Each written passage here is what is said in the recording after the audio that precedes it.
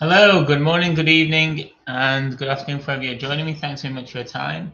And today's chapter is chapter 30 of the Tanya, Likutei Amarim, and we'll dive straight in. So this chapter continues from chapter 29 and advises, as stated in the Pirkei of the Father and 410 Daled Yud of our sages, be lowly of spirit before every man.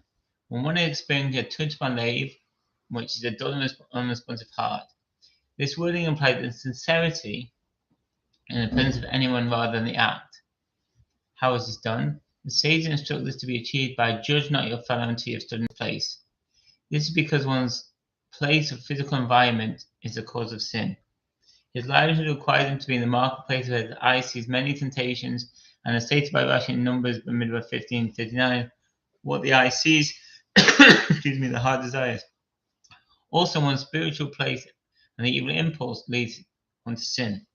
The evil impulse's nature is compared to a baker's fiery oven, which is more intense and heated with greater frequency than a domestic oven.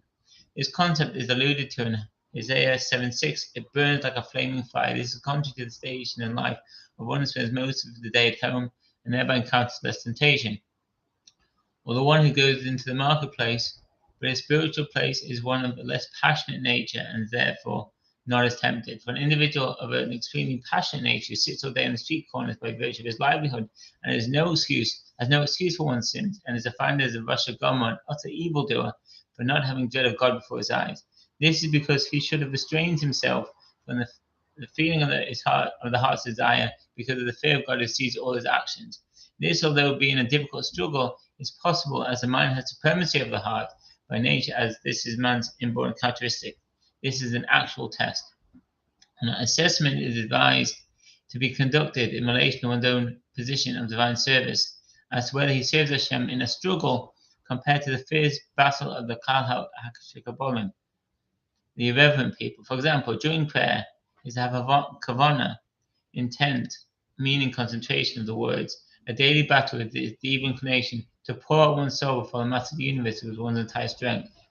This Siyu Hanefesh means wringing of the soul. Is derived from the Sifri, which is a Midrash Halacha from Devarim 6:5, which the exhaustion of one's intellectual and emotional powers with devotion. This war against one's body and animal soul, which impedes one's devotion, to crush it before and during the prayer service. If this war is not engaged,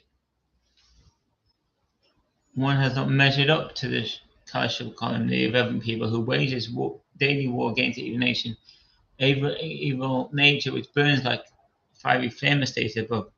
This battle also applies to one's intention kavanah during grace after meals purpose of Mazon, and in the recitation of blessings prior to partaking of food or any other mitzvah, as well as the above being carried out for the sake of the mitzvah alone. Moreover, the battle required during Torah study, which involved the struggle to study more than is demanded by an accustomed desire against one's body. If one studies a little more than one's want, which is a minor tussle, it does not compare with the challenge of the Kal Shakabolim's challenge is evil inclination burns like fire.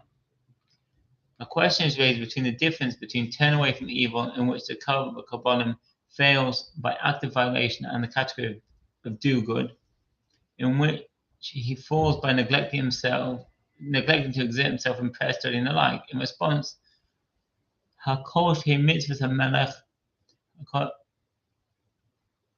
HaKodesh Yichud Miyuchad Baruch Hu. Both are commandments of the Holy King, the unique one, blessed be He.